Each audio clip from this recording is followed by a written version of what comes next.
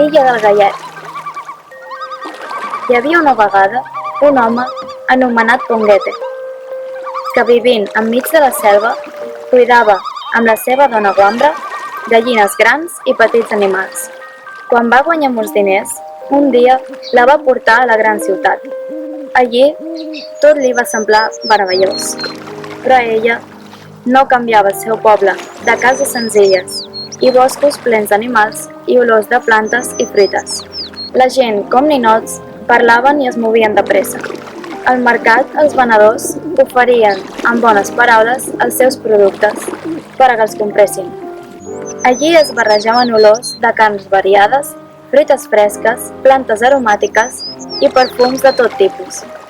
Ella va veure coses que mai havia usat, però sobretot li van agradar les joies d'argent i or amb perles pedres precioses. Es van passar molt temps comprant i passejant.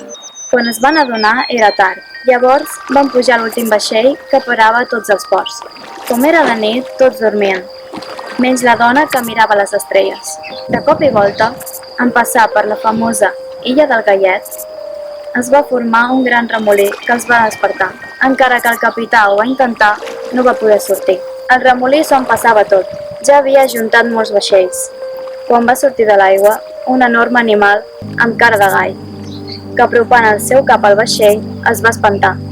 Però Guambra, subjectant un rem, va pujar sobre l'animal per pegar-li el clatell. I quan li va estirar de la carena, l'enorme gall, llançant-la cap al vaixell, es va amagar bloquejant. Els viatgers agraïts la van ajudar per aixecar-se, mentre l'aigua es calmava. Una d'elles, en silenci, li va lliurar un collaret preciós, perquè enfonsat el vaixell hauria perdut una maleta plena de joies molt valuoses.